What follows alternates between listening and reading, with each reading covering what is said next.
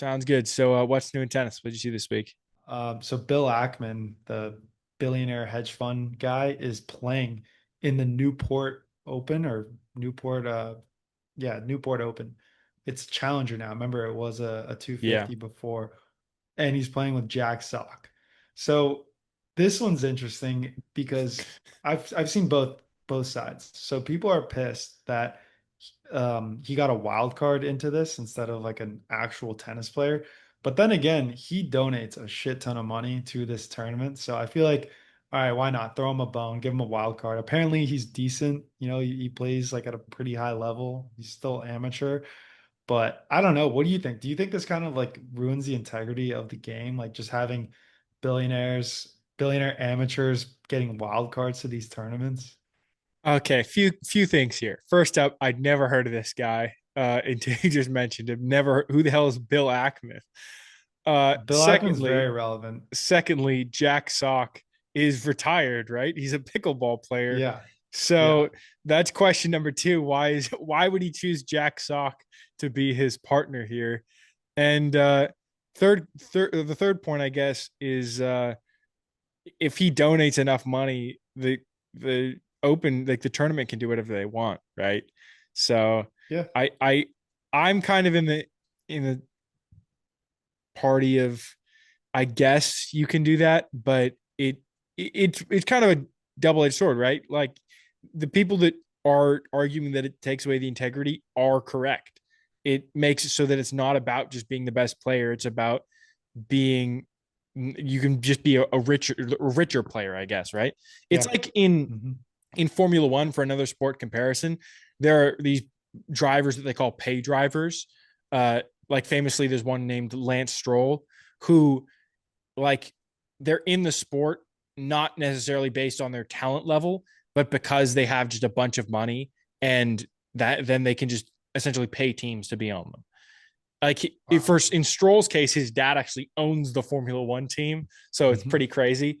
But that's essentially the way it works. It's like, oh, this person's like the title sponsor, and they want this driver, so that driver's gonna be on their team. So I guess it's you're seeing pay players now for tennis, but yeah, it's pretty insane to see that. But I guess I mean, how old is the guy? He is 59. Oh yeah, I mean, Yeah. this is it's not So even going to be like a no, competition, right? Like no, I it's know. just I a know. publicity thing. They're Jack's. Exactly. I'll say this: Jack Sock is not going to hit a single ball outside of a service game. It's Yeah. literally they're just going to target this guy. Yeah, that is true. So you did mention like why is he playing Jack Sock or why is he playing with Jack Sock? Apparently he was supposed to play with Kyrgios, but Kyrgios pulled out because of the injury. So he injured or I guess like introduced him to Jack Sock. They haven't met yet and they're gonna play together. Wild. Oh, actually, I do want to mention one more thing that I saw, and I know this is going to be the highlight of your week finding this out. So, Tsitsipas and Badosa, they broke up again, unfortunately. And I'm heartbroken.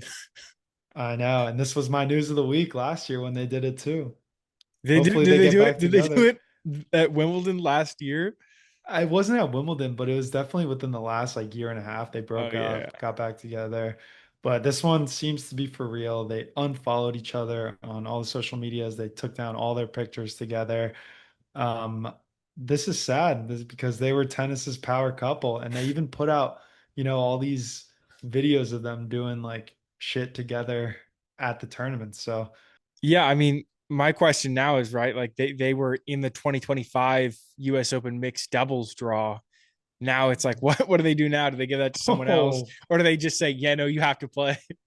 oh my God, that would be so funny if they made them play. They'd just be like arguing the whole time. Yeah, so like you don't get your appearance fee for singles if you don't play in the Yeah. mixed doubles. Yeah, I do not think we'll be seeing them, but I mentioned the Ivanisevic quote earlier about how he kind of just like went in on Tsitsipas. I feel like this has something to do with it. Like Tsitsipas is like life outside of tennis is kind of just interfering with his tennis career, and even as Ivanisevic is just not here for it. Yeah, he's He's focused way like, more on this like relationship than he is about actually yeah, winning his matches. yeah. All right, what about you? What did you see this week? Speaking on injuries, I saw that Hurkacz had another surgery on his knee. Uh, And I think there's kind of a good and bad take on this, right? Like maybe it's a good thing. I mean, it seems like he tried to rush back last year and wasn't really able to get back to the same level he was before. So it's possible that if he has this surgery, he takes enough time to recover, doesn't rush it, he could get back to a higher level. There's also like the negative side. This could be the beginning of the end. He's getting a second surgery on the same knee, different injury. Just feels like it could be sort of a avalanche of injuries in that area, and could be the beginning of the end. Yeah, this is not good, dude. It's not what you want to hear. I was so bummed to see him pull out of Wimbledon because I feel like when Hurkacz is playing well, he is, a pretty solid top 10 player with his ability and his skill. And he just kind of brings a new freshness to the game as far as like variation of play style because he's a big guy with a big serve, but also moves very well. And with both knees pretty much shot right now, it kind of takes away half of his game right there of just like being able to move. Now, either like you said, we could see him, just kind of slowly move away from tennis and just kind of drop out of the top level that he's playing, or just completely change up his game and turn into a complete serve bot. All right, and that's the show. If you're not already subscribed, go ahead and hit that subscribe button. You can find us on Instagram, TikTok, YouTube at Painting Lines Podcast.